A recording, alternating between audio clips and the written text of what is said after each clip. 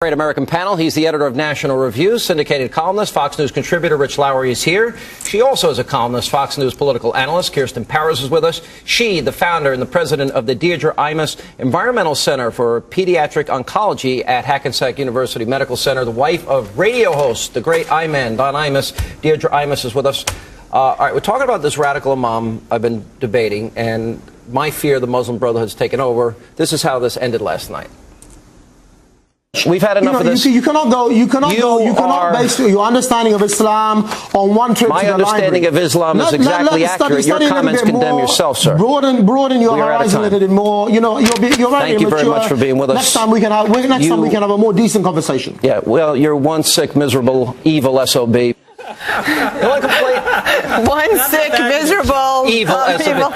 Well, look, the only regret I have is not saying it, SOB. But look, he supports bin Laden, Sharia. I mean, he talks about the takeover of America, defends 9/11 and the killing of 3,000 Americans. What else are you supposed to say to this guy? And there's no shame. None. That's what's even more pride. There's pride. Exactly, that he's coming out saying saying we're bringing Sharia law to the United States and England and the world. But you're misunderstanding Sharia law, Sean. I mean, that's what he was telling you last night. I mean, it's just so ridiculous. Like there's some good Sharia law somewhere. I mean, I think you could talk to a lot of Muslims who would tell you that, they don't want to live under Sharia law. If you talk to Egyptian Muslims, they would tell you they don't want to live under Sharia law. And he's sitting there on your show saying, oh, that's all just misunderstood. By the way, neither one of you would be allowed to wear these red dresses. This is like our Imus's version of blonde on blonde tonight.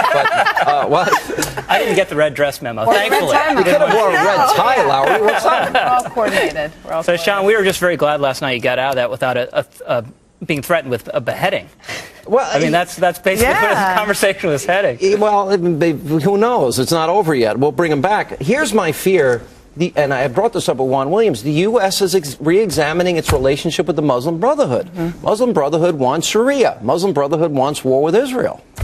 Well, there should be, I mean, Obama, I don't know, he's gone crazy. First, he threw Mubarak under the bus, with Grandma there. Yeah. I mean, it just... That's true. That's a good point. Yes. That's a great point. And then he wants all the Republicans in the back of the bus. The enemies. Yeah. The enemies sit in the back. I have to say, I don't think Obama's done a bad job with the Egypt situation. I think that he has been put in a possible situation and is really walking this fine line. I have a lot of sympathy for where they are. Let me stop you.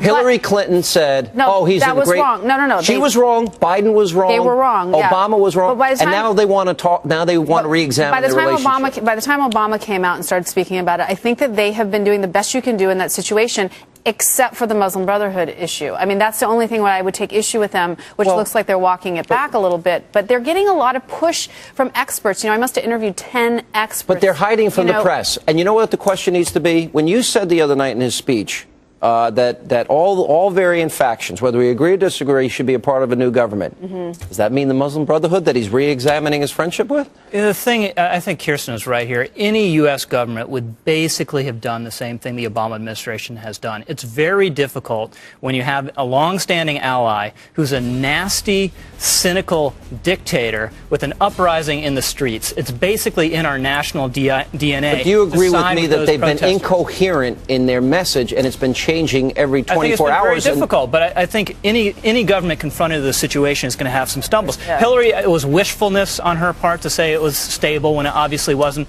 Joe Biden is shooting from the hip as usual, but I think they've stumbled towards getting it right. But I think, towards it. Sure. Look, but Sean, it's a hellishly difficult situation. But would Ronald Reagan re-examine his relationship with the Muslim Brotherhood? No, I mean, again, there's all these excuses. I just don't agree. What would you do? What would you say, okay, we're so committed to Hosni Mubarak, he should shoot thousands of people in the street in order to stay in power. You really want the position of the U.S. government to be that? And are we still going to be giving him $1 billion a year, like we've been doing? No, I think what's going to happen if Egypt and Jordan fall.